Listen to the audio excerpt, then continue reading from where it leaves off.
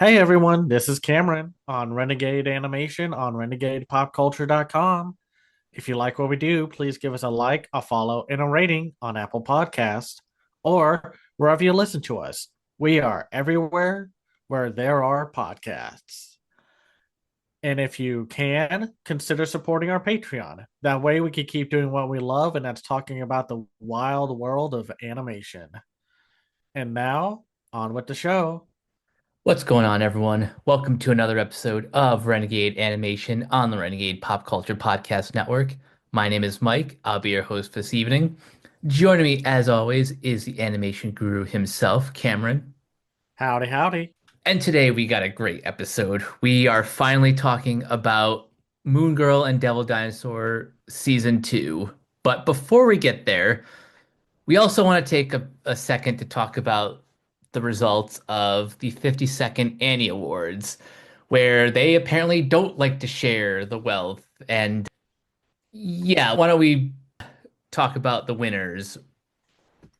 So, if you weren't either Flo, The Wild Robot, Arcane, Moon Girl and Devil Dinosaur, and to a lesser extent, Orion in the Dark, good luck taking home any awards because a vast majority of the award went to those films and shows or TV special, which, like we said on that one podcast where we talked about the Annie reactions, it's weird how Orion in the Dark is a TV special apparently, even though it's was also submitted to the Oscars for potential nomination.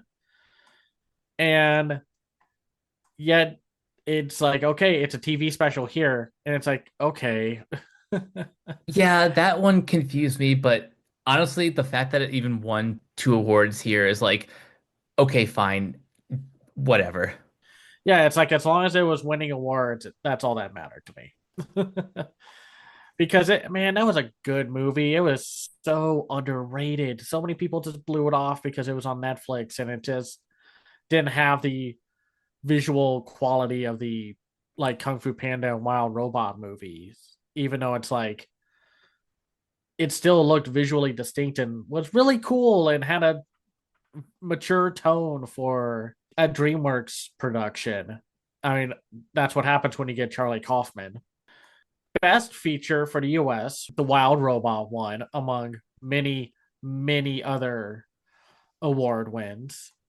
The best feature independent went to Flow, which I need to rewatch Flow because I still think I don't vibe with it as much as everyone. I'm working on an editorial right now for Media Magpies to talk about how it became such a monumental hit. Because the thing about Flow is it's not just animation people who are like, oh yeah, this is great. A lot of my friends who are like not really that much into animation are like, oh my God, this movie is amazing. That's kind of my big assumption is that this was a lot of people's first foreign animated film that really grabbed them. That wasn't, like a Ghibli movie or a anime franchise film. I'm trying not to mean it like in such a way of, oh well, yeah, because this is baby's first foreign animated feature love. It's it's kind of like how a lot of people hold up The Man from Nowhere as a one of the best South Korean action movies out there when it's like there are way better South Korean action movies than the Man from Nowhere. The only reason a lot of people hold it highly in regards is because it was like their first film that was introduced to them and such in that medium and genre. So I think it helped though that it had Janus Films behind it, so it actually had a real distributor, whereas the director's previous film, Away, was all self released and such by him. So despite it having a lot of festival acclaim, it had no love outside of it. Good for Because Janice for giving them a bigger platform. yeah, and it's just like And it's nothing against Flow. I think if people are really loving this movie, cool. That's awesome. I hope they take this love and share it around with other foreign animated features because for me, like I think I would have chosen Chicken for Linda, Memoir of a Snail, or Mars Express over Flow at the Annies, but obviously that wasn't going to happen. Even though I was still holding out hope for Memoir of a Snail because of Adam Elliott and his movies are amazing. The big TV winners were, I mean, there were a few of them, like the Tiny Chef show winning best preschool show. Marvel's Moon Girl and Devil Dinosaur took home a vast majority of children's entertainment awards at the Annies, which, yeah, no kidding. It's an amazing show, and not just because it's a Marvel property. It's because the creatives and hardworking talent that crafted this show put in like all the elbow grease into it. So specifically, they won Best Animated Television slash Broadcast Production for Children, and they also won Outstanding Achievement for Character Design in an Animated Television slash Broadcast Production. It's amazing that it's like, look at this award winning and highly popular show that we have. Let's not renew it. It's like, I'm sure that in some corporate level, this was a very expensive show to make. I mean, this animation is amazing. And Yeah. also having to pay for musical numbers every episode and to have this highly stylized look to it, even though they're using a non US studio to animate it with Flying Bark Productions being in Australia and what have you, to, avoid the union contracts. So funny. Like, this is a big issue with Netflix also. They'll win and be nominated for multiple awards, like that Dark Crystal prequel series. And like they won like I think best visual effects and best show. And they still said, no, not gonna happen. But you know what we're going to do is pump out more mediocre stuff that you're not going to care about. And we're going to start using generative AI for marketing purposes. And it's like, ugh. Ugh. You know what? You know who really wasn't a big winner here, though? Disney. I mean, outside of Moon Girl and Devil Dinosaur, Which there definitely one, deserved the praise. it did. The only other thing that they won was for Dream Productions, where best TV media for a limited series. And I'm still a little weirded out that how does My Adventures with Superman count as a limited series? I see Moon Girl's Lab, which is like a series of shorts, was Yeah. also nominated, so caught myself there. Yeah, so it's like, what are the rules here? I mean, listen, I like Dream Productions, but if you heard our episode about it, we talked hugely about how it's a weird thing to watch as we know what the creative process of Pixar is, especially since it didn't have the greatest production history for it. I'm fine with Arcane winning so much, but it's like the more I think about that season, the more I just really don't like it. Or I don't love it as much as the first season. If this was just another show, fine. It's okay. It's like a 6 out of 10. But with how crammed it is, and I don't want to say that the creators were lying that they only wanted to do 2 seasons, but yeah, crammed in a little too much for it to be just 2 seasons. I'm sorry, I just don't buy that. I've been following behind the scenes stuff with the entertainment industry long enough to know that I believe nothing at face value anymore. It's like we had multiple shows last year that were promised to be 2 seasons or, a multitude of episodes that all had to get crammed into a shorter episode list. And you can't just tell me, oh, this was the final season all along with how it's paced and how the story is structured.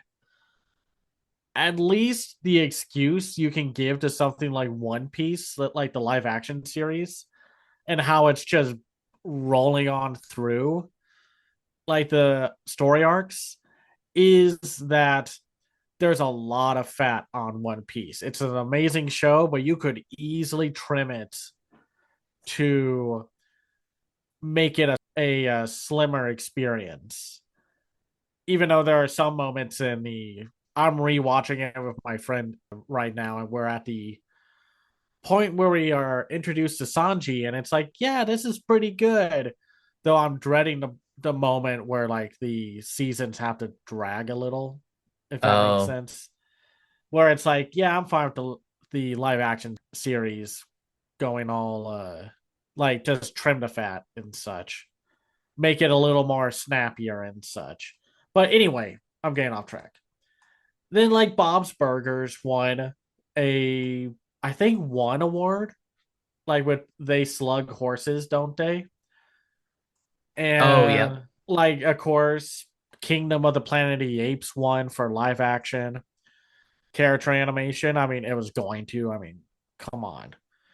It's a shame that Better Man didn't win it, but that means that people would have had to have seen Better Man. Paramount. Yeah, seriously, you guys don't know what you're missing. I could have seen this at Fantastic Fest, and now I'm like kicking myself that I did not see it. And I'm so mad because Paramount has essentially made this film nigh impossible to go see. And it's like, sorry, everyone, I can't put it into my top 10 because I haven't seen it yet. Oy. I mean, like, overall, this was a fine award scene. I think they could have shared the acclaim in the awards and such, but I understand why the Wild Robot and Flow won, like so many. It's funny how Flow won best script, Um, Best writing in a yeah, best feature. writing, even though there's no dialogue in it. To be clear, there is a difference, but it is funny on face value. Like Yeah, how could you give this best writing when there's no dialogue, man? But you still have to write a story, and you have to write what happens and the intricate character animation that goes into painstakingly animating animals, and not just like one animal, multiple different kinds. So I yeah. get it, but it is funny. I just think that's just one of the coolest wins of the night.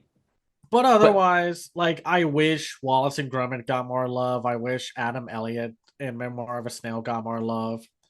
I wish Ultraman Rising got more love. Another little takeaway is that I am shocked that Chicken for Linda got more than just the one award. Like, not that it won anything, it was just nominated for best voice performance in an animated feature and best animated feature independent. and they also were nominated for Outstanding Achievement for Directing. So that's cool.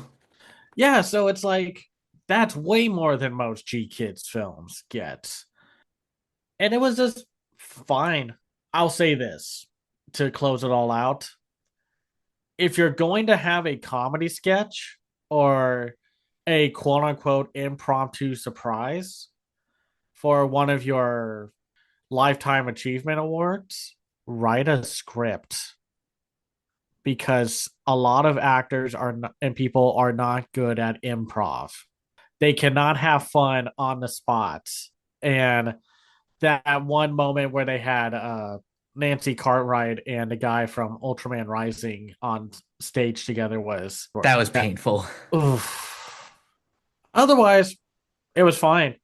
I think it's now really turning towards a Flow versus Wild Robot race. And I don't know who's going to win at the Oscars. It's really up in the air. It's definitely not Inside Out 2. And I just don't think Disney is going to have a means of bribing or influencing voters enough to be like, vote for Inside Out 2, please. Please give Yeah, us the no, that's award. that's definitely not happening. If Disney couldn't even win the Golden Globes, they have no chance.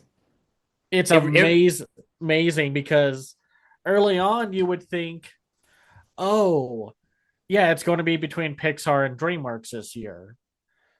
But then here comes Flow, Memoir of a Snail, and Wallace and Gromit that are basically going to cannibalize Disney's votes. And to be blunt, the wrong win would be Inside Out 2. And that's from someone who actually likes the movie. I don't think it's the best animated feature in the year. not even close. I mean, if I had my way, it would go to Sirocco and the Kingdom of the Winds, but I digress. Do you have anything else to close out with the Annies or any other takes and such? The last thing I'll say just about the ceremony itself, it's really cool how they had the Los Angeles Fire Department had a prominent presence at the ceremony, and I thought that was really cool. It was very cool. I mean, they're saving lives out there. They're actually getting stuff done. They're actually doing something important, which some elected officials are not doing. Good on them. And the Annies also open up a funding page to help the who are now left unhoused by the LA wildfire and such to like help them get back on their feet and what have you. It's been really cool to see people of LA like really come together and do the best they can to rebuild their city. And I hope they do. And I hope the people who are hurt by the fires can rise back up and get back to living a normal, peaceful life. But for now, it's time to talk about one of Disney's most baffling, and this is already in a long list of baffling decisions of what not to renew or reinvest into. Let's finally talk about and say a bitter farewell to Moon Girl and Devil Dinosaur as we discuss season 2. It is so heartbreaking to really see my personal theory and thoughts like come to fruition of Disney being its very own worst enemy in terms of how they keep kneecapping themselves or just downright blowing off their own foot with the lack of respect and support they give to their safe shows. Like I like that what's that show Kif or Kip? Yo, The Kiff, one yeah. like I like that show. I'm so happy for it getting renewed and whatnot, but I don't want that to be the only kind of show that Disney puts their back into, especially since right now it seems like a lot of the major studios are not greenlighting anything. And whatever is coming out was already in production. Or in some cases, Netflix just cancels everything because they don't like making exciting and captivating stuff. But I digress. We'll talk about that another time.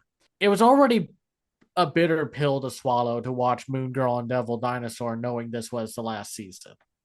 And then Disney decided to really show their whole backside to the world and try to lie through their teeth about how they are a family friendly company when they obviously do not give a rat's behind about a certain group of people. Yeah. Yeah, we're going to talk about the supposedly banned but not really banned episode that Disney apparently doesn't want you to see, even though it's like we know why they don't want you to see it because they're a bunch of spineless cowards. But let's talk about this. So we pick up last time when Moon Girl gets sent through the other portal to close it off to stop, oh, what's his name? The villain from the first season's finale. Morlack, who was voiced by Wesley Snipes. Right. And Moon Girl ends up in an entirely different side of the universe and assumedly a different dimension where she encounters Molecule Man, which I had to make sure I was saying that villain's name correctly because I kept thinking about that SNL sketch with Conan O'Brien, the Molecular Man. And it's like, no, wrong one, dude, wrong one. This is the villain voiced wonderfully by Edward James Olmos. This is season 2. This is where things are supposed to be bigger, more ambitious, like a little more adult in some regards. And for the first, I would say third of the season, we run into the challenge of Moon Girl having to deal with the trauma of, well, pretty much almost dying to the hands of Molecule Man. We'll get to what happens with him later, but what a introduction of a villain and bringing some real true blue stakes to a fight in this series. Because not that the fights don't have stakes to them, but you know what's going to happen. Moon Girl's going to find a way to save the day. This is like going up against Molecule Man is like that's a big difficulty jump from the baddies that she was facing before that. It's a giant wake up call. It's essentially walking out into the first open area in Elden Ring and thinking, oh, look at that knight on that horse. I'm going to take it down first. And it's like, good luck. It was a wake up call to Moon Girl, realizing that there are individuals out there who can and will kill, which for a kid, that's a whole lot of to deal with. That's a lot of baggage to carry around as we see her deal with like the internal stress of some of the other things that she was doing, like the robot wars stuff and how Dr. Ojo was like giving her like real hardcore reality checks that just mentally screwed with Moon Girl. Hmm. And Dr. Ojo is played by Cynthia Erivo, and she's good there. God, the voice cast in this show is wonderful, but we'll get to that in a moment. Like, that's compelling stuff to shove into a show made for children, even though made for children doesn't mean made for only children. Adults are going to be watching this, y'all. I mean, they're going to be watching your kid shows, quote unquote. So It's great to have the parents there to explain a lot of the heavier topics, like how to deal with that inner voice that's telling you all of your negative thoughts. And that's kind of why I thought the Robo Wars episode was one of my favorites. Dealing with all that stress, anxiety, and all of those internal struggles. I thought they handled that really well. I mean, it's a very delicate tightrope to walk across because, like, the first season was all taking down pretty minor villains with the occasional, like, Marty and Marcy Muzzler situation where it's like, oh, there's way more to be had with this situation than just, like, oh, a random bad guy and what have you. Like we've said back then when we talked about the first season of Moon Girl and Devil Dinosaur, like the Muzzlers was all about dealing with a villain who was about gentrification and whitewashing neighborhoods for, white people. Like they were strictly powered by racism to cause chaos and misery.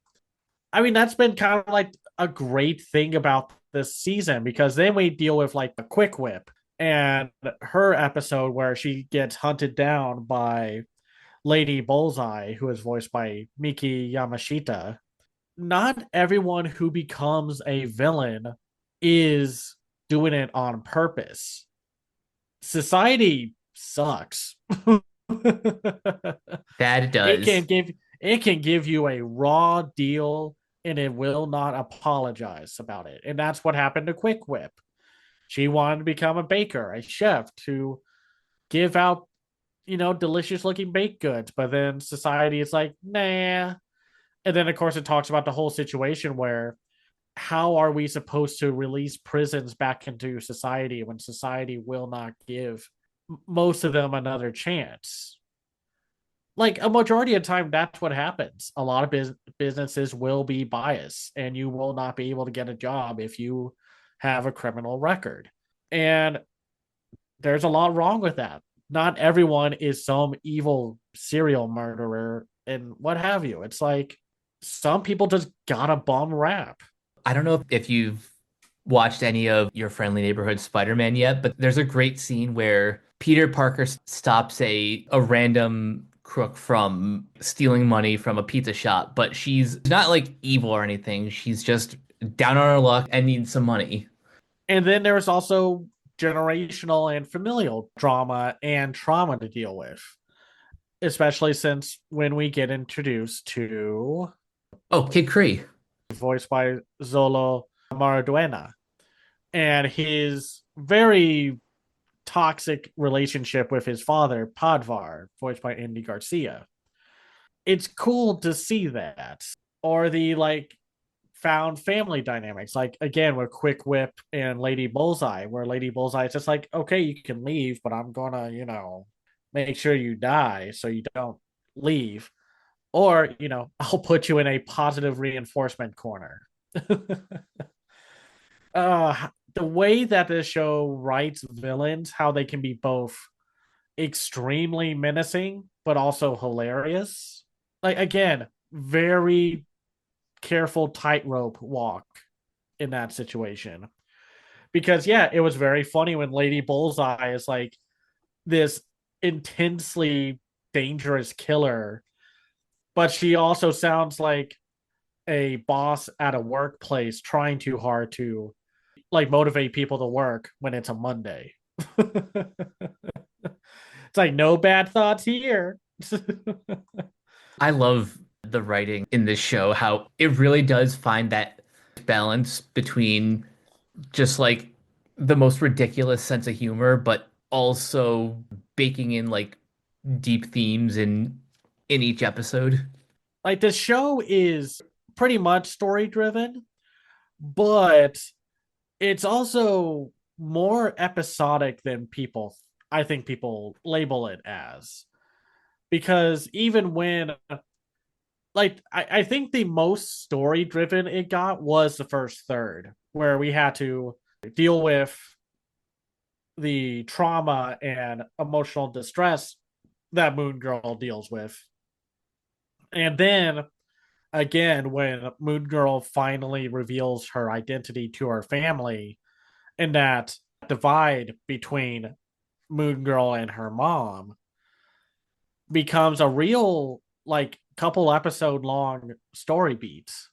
And that's cool. And I like that this show brings the family in more like into the focus of it all. Like sometimes when a show has like a family dynamic, the family is never the main focus. They don't get the spotlight. They are secondary at best or there to simply like fill in like a plot beat or a punchline element. I've noticed that with these Disney animated shows, at least as far back as probably Gravity Falls, where these shows are becoming more inclusive when it comes to actually giving character depth to other members of the family. Exactly. And I like the family members. I like Adria. I like James Jr. I like Mimi. I like Pops. They all have great voice performances from Shashir Zamata, Jermaine Fowler, Alfred Woodard, Gary Anthony Williams, and of course Diamond White as Lunella Lafayette. There's such a deep familial bond with these characters, and they just like being around one another. Even though there was an episode where Moon Girl was like, "I need my space." Well, there were like two episodes where Moon Girl said she really needed her space, which was interesting because like the second time where Moon Girl was having a hard time confessing to her family about the whole shield offer, it was like the family was trying to force her to talk when like what the Beyonder tells them in a really catchy tune, you got to give her space. Like a lot of good familial lessons and takeaways to go with in this show. It's just a cool, healthy family dynamic, even if they do have some flaws, which, hey, every family has flaws. That's not a big deal unless it becomes extremely vitriolic and all Hmm. that jazz. Honestly, I think my least favorite story beats or like story episodes was when we had to deal with anyone else around the main character. Like, I love the students like that Lunella and Casey hang out with, like the STEM club crew. But I found myself not fully interested in the other characters, like the whole love crush storyline that happens that doesn't really go anywhere throughout this whole show. Like, unfortunately, it doesn't go anywhere because of, you know, getting cut off at the knees. It's still a good lesson to learn about rejection and how it's not really the end of the world. And also, Eduardo got some closure regarding his feelings, but yeah, like you said, it doesn't really go anywhere because of the nature of the show, how even though there are overarching storylines, some episodes are just more singular than others. And like we don't really get a whole lot with the Kree. And it's like something tells me that they were supposed to play a maybe a bigger part throughout the season, or maybe they were going to play a bigger part into season three if there was going to be a season three. Because it's like, oh, cool, the Kree are part of this show's continuity now. And then it's just Kid Kree shows up maybe a handful of times and nothing else happens. I noticed that like Kid Kree doesn't show up at all in like the second half of the season. Yeah, I think the last time he shows up is like at the prom situation, like plot. Oh, the school Yeah, dance. yeah. I think that's probably the weakest part of this show is it has a few good side characters, like civilian characters like Ahmed. Like, I mean, come on, man. If I could have my own special sandwich shop, I would like hands down know everyone who worked there. I think the only time that like the students get like a fun episode to be in The is the one heist. where we're yeah, the one where we get the professor or professors, Dr. Stern, played by RoboCop himself, Peter Weller. Because that was like one of the few times, like outside of the quote unquote banned episode, where they got us kind of spotlight. And it is fun. It shows that the kids using science and quick and clever thinking to help with a situation and talk about the commentary of, yeah, they might be a kid, but it doesn't mean you know, not listen to them or take them seriously. Like, I think if a bunch of kids are telling you, hey, that magic stone's going to wreck this whole building, maybe listen to them. Yeah. And I like that we got a few episodes where Devil Dinosaur pretty much got to be the main plot force of the episode. Like when he got to meet these superhero sidekick animals, like Pebble, voiced by Alex Newell, Red Wing, voiced by Bumper Robinson, Aragon, voiced by Cree Summers, and Tooth Gnasher, voiced by Fred Stoller. I like the episode fine, but I loved the punchline, especially when we get to see Granite, voiced by Giancarlo Esposito. That was a pretty fun punchline to that It episode. it's just like, yeah, we know you don't get to fly around a whole lot, and that's why she takes a lot of trips so you can spread your wings. Or Pebble was thinking like, no, you're going to move in with a place that doesn't allow dogs. It's like, no, I'm looking for a place where I can like have you with me at all times. And Red Wing, a little nod about like, yeah, his owner misses him dearly, except for Tooth Gnasher. I guess his his superhero just said, "Screw that goat." Then there's also like the "Don't judge a book by its covers" plot of the dog show episode where we get to meet Franklin, voiced by the always delightful David Tennant, Yes. and how the villain Cat Swan, voiced by Parker Posey. Like I said, it's a very straightforward "don't judge a book by its cover" kind of situation, especially when Franklin is a space cop. And then we also get some more expanded familial drama, or at least dealing with the past, with Pops getting a little more focus than I was expecting. Like, I think outside of the grandma and the mom, he gets at the very least two different episodes where they flesh him out more. There's the one where Mimi's friends come to town and he doesn't want to feel dumb in front of them or Mimi. And then there's the The roller jam. where we encounter both Brian Glory, the speedy Whelan villain, voiced by Manny Chiquinto, and Pops' old rival Vernell, voiced by Arsenio Hall. Very fun dynamic between the two of them. And of course, throughout this whole series, the musical sequences are just dynamite. Just, I like some more than others, but I can't say there was a bad one. Oh no, not at all. It juggles between being a very complex story driven show and an episodic one where we get like Moon Girl wanting the drive to become stronger, and how that can come at a cost if you're not careful, like when dealing with Turbo and the disconnect with her mom. And by the way, Turbo is voiced by Erika Ishii, and they are great as Turbo. Also liked Silvermane, who is voiced by Jonathan Banks.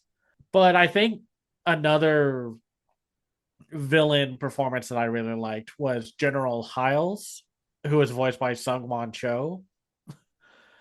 He was the big moth guy during the prom episode. It's always fun to see someone show up in anything. Because I was like, who is that voice? And then it's like, oh, of course it's him. I will say it is interesting how it fluctuates between how threatening the villains can be.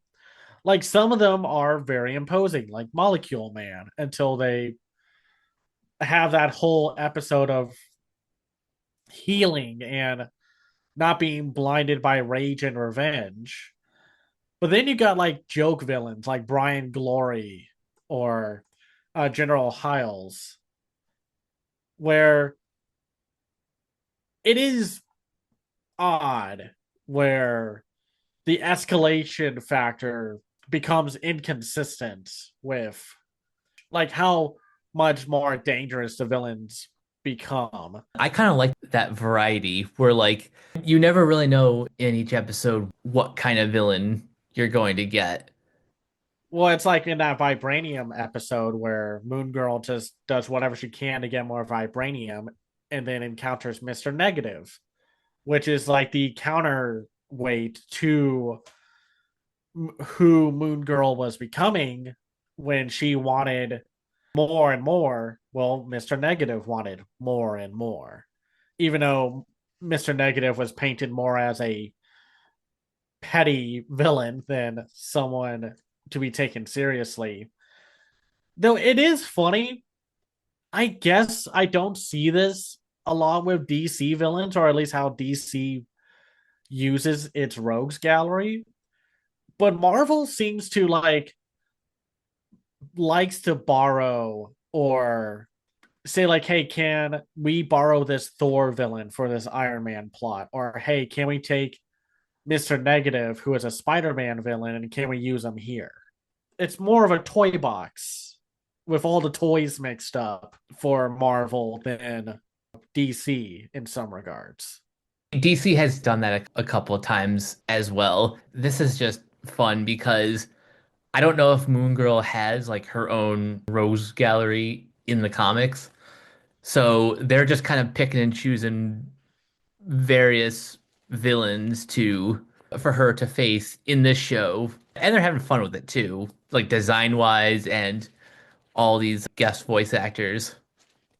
Yeah, no, I'm not trying to say like, oh, these are bad villains or anything. Like I love Rat King, voiced by Daveed Diggs.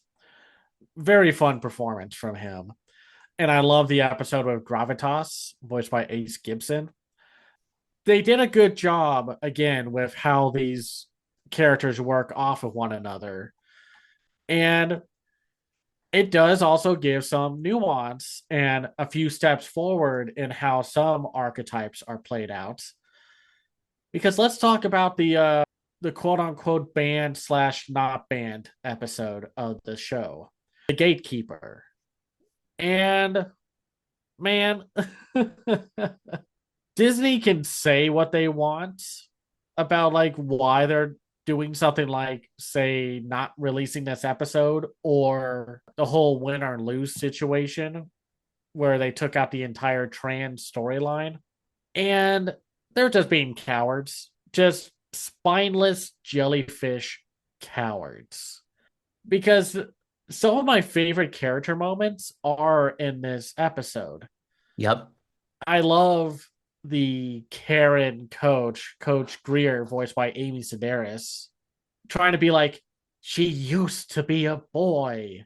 And And the coach is Coach, just like, yeah, yeah, so yeah, yeah. And your point? It's like, I don't care. She's allowed to play. Like, it's not that deep. And yet, there are so many people out there in the world who are just like, I can't understand any of this. And it's like, well, that's because you're a bigoted, hateful little worm. And how this whole episode is just now reinforcing all the horrible things that are going on right now with the government saying, like, yeah, trans people can't play sports anymore. Disney, as family friendly as they want to be, are not actually family friendly because they're telling you by not showing this episode and the whole thing with win or lose that your trans kids don't deserve representation, they don't deserve support, they don't deserve love the same way a normal person does. It's incredibly messed up that they did this. hmm absolutely maddening. And they look pathetic. They're just, I'll talk more about this when we talk about win or lose, but they are their own biggest enemy. They're trying to cater to a bunch of man babies in Congress and a very vocal minority like group of hateful incels who are never going to watch or like the show in the first place Exactly. because they think that's going to help their bottom line, where no, it's not. They're just going to look like officially like a terrible company, especially when they start doing that stuff where they're like, we're going to make a whole neighborhood area for those families who just love Disneyland so much and just want to live there, like to be right next to it. And it's like, Disney, I'm going to take off my glasses for a moment, put them back on, and tell you that sounds like a cult compound. I'm just saying. It's terrible. They shouldn't have backed out of airing this episode. And it's really good. Brooklyn is such a fun character. They are delightful. Ty is also gets a is like a lot of fun here. And it's just the easiest moral message of the show where it's just like normal people will be fine like calling you by whatever pronouns or representation that you want to be called. Yep, It's the easiest thing in the world to do. They're not asking you to perform heart surgery while your hands are tied behind your back. They're just wanting you to treat people in the queer and trans and non binary community with the same respect you give to other people. exactly. That's like, that's easy mode. That's not hard to do. God. I love how, in order to get out of this escape room, they can't play by the rules. They break the system, and that's how they escape. I mean, that's the thing. Yes, you can say we have all these rules set up for a reason, but rules are meant to be broken sometimes. You have to push back against the people who are trying to censor you and all that stuff. It's okay to break a few rules every now and then. Disney should just air the episode. I mean, who knows? Maybe there's an issue now with the fact that it got leaked online and such, because that happens sometimes. But I don't know. I just think there's no excuse, really. No excuse. Yeah, no. Because it's a good episode. They're good characters that help flesh out a world that is extremely like diverse. I mean, that's the Lower East Side. It's all about having a diverse culture and groups of people there. And that's been the strongest point, like element of this show is its diversity. And to see Disney and so many companies backpedaling on this is such a grave error in decision making. It's I but let's get back to the show itself because we got to talk about one character in particular that we haven't really talked about. Let's talk about the Beyonder.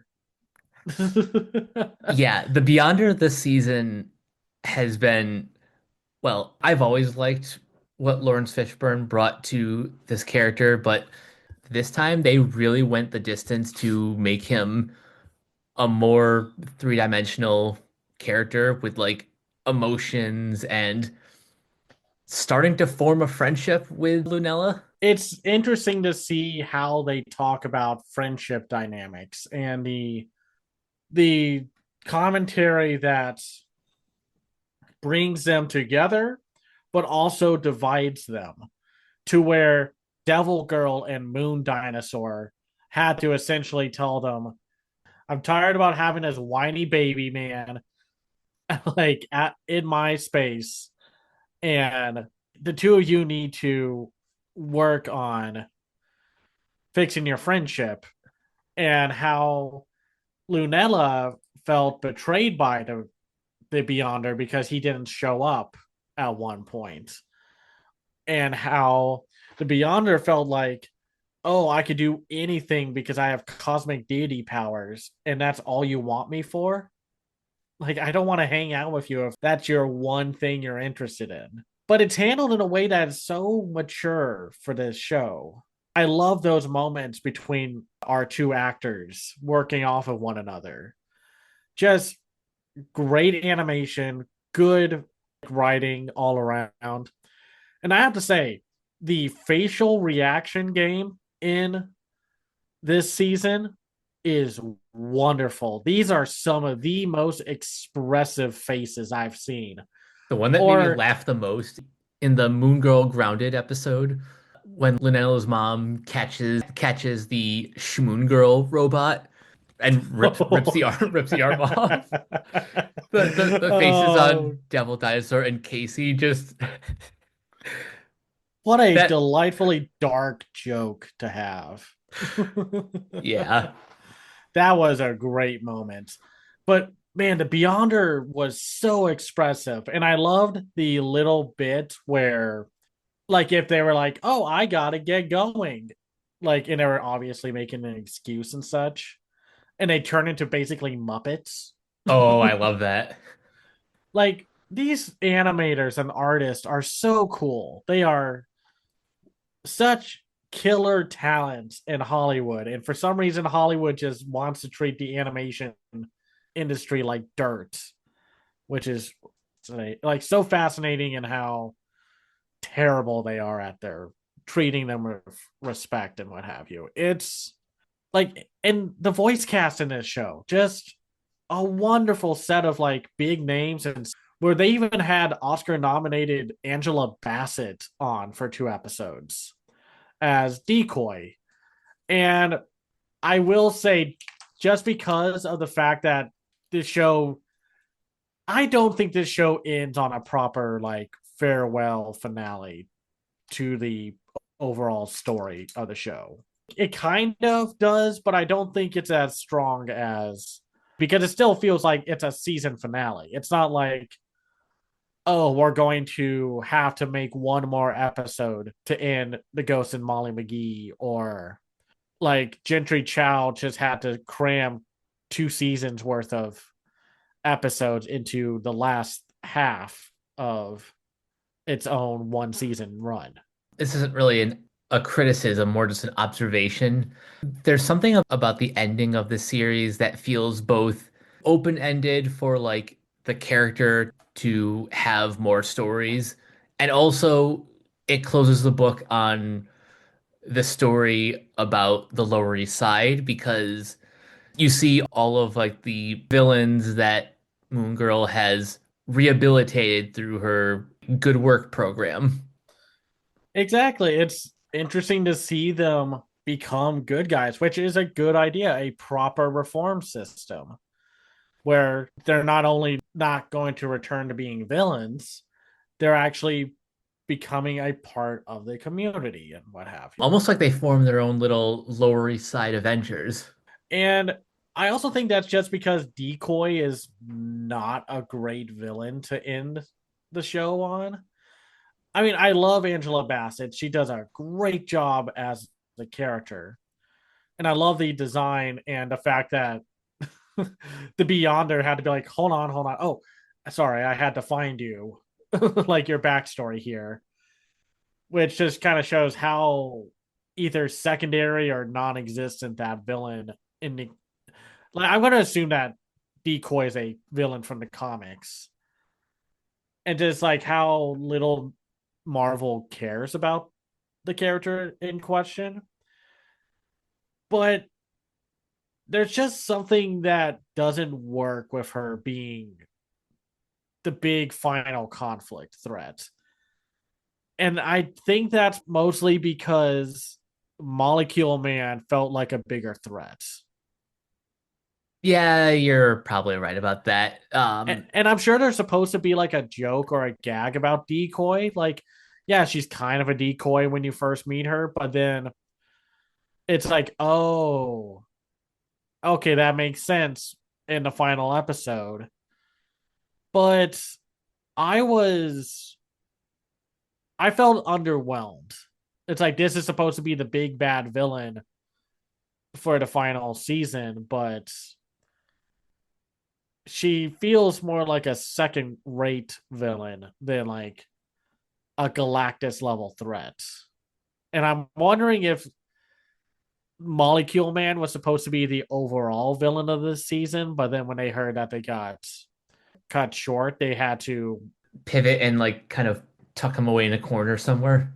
Yeah, because in a way, it makes sense for Moon Girl to become part of the Avengers. and such. That makes sense.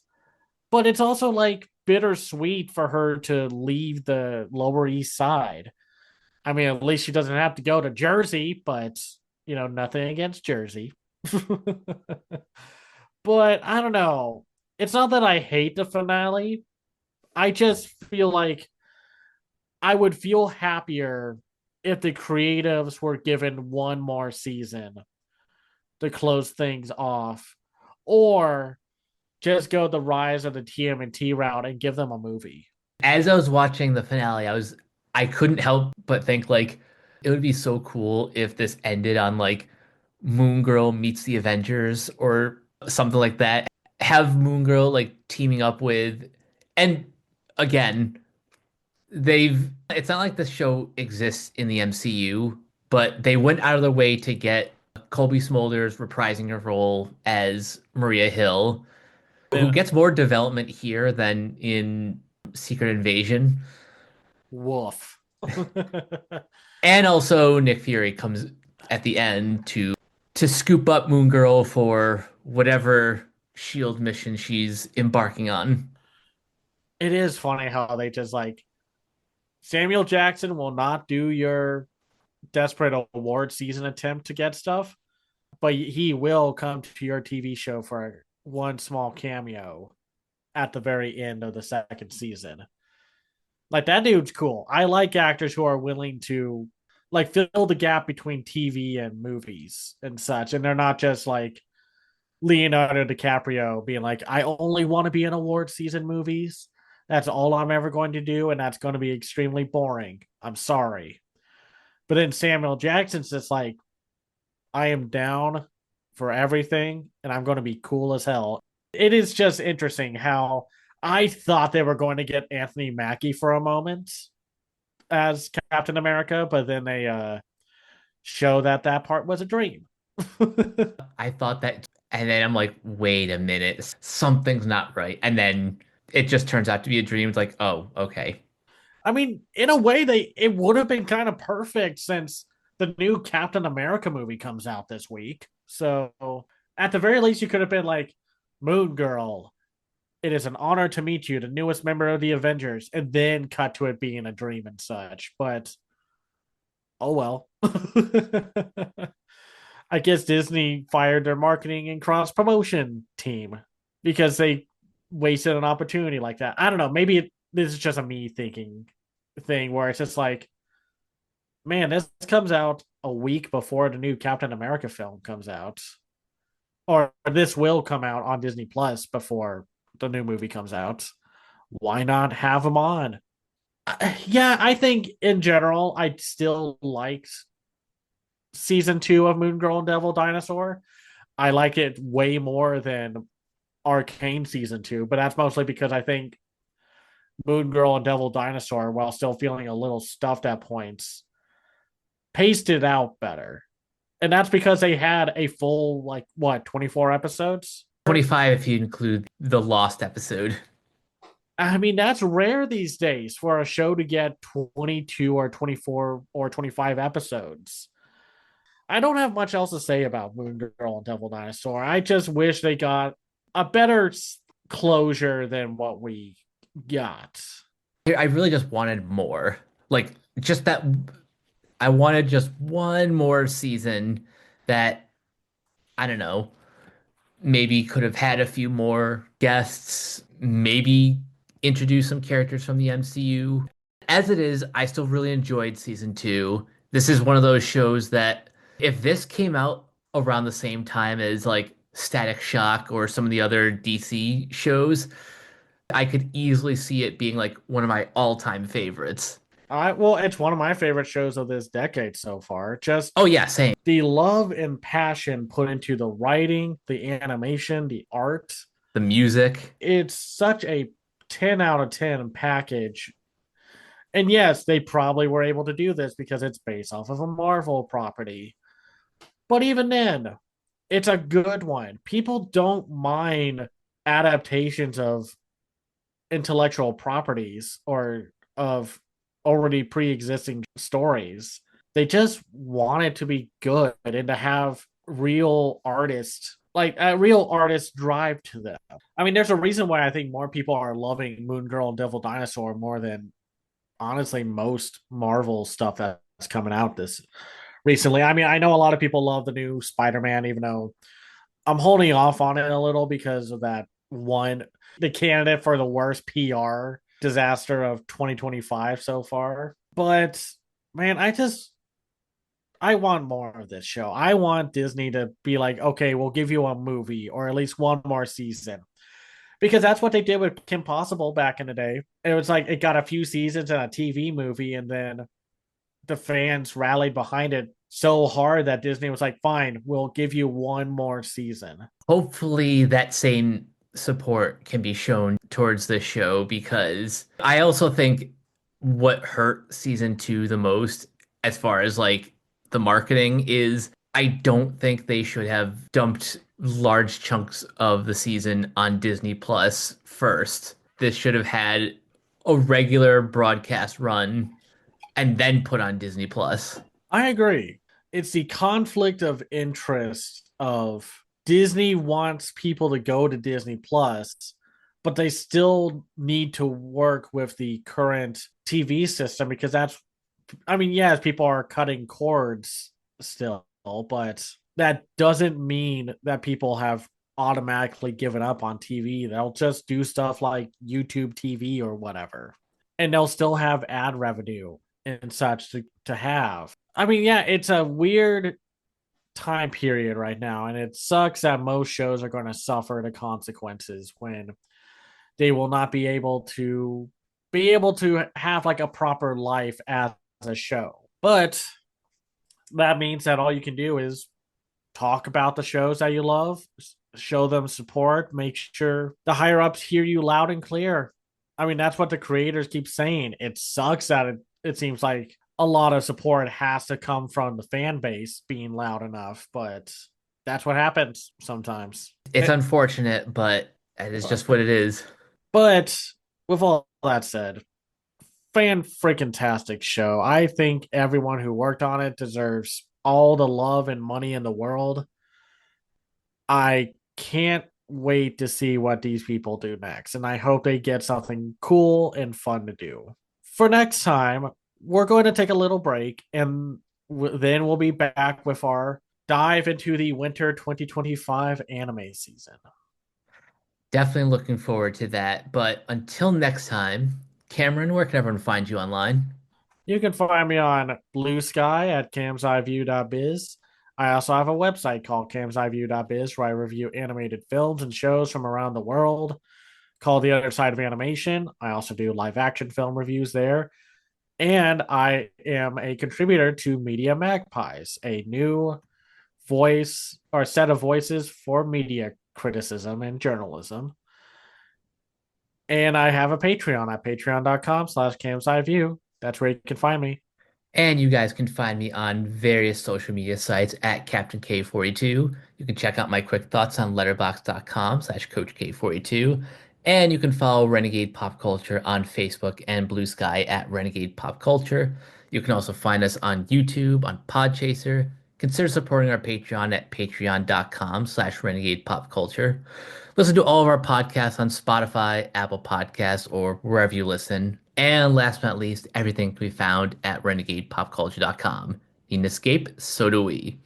That'll do it for this episode of Renegade Animation. We will catch you guys later. Peace out.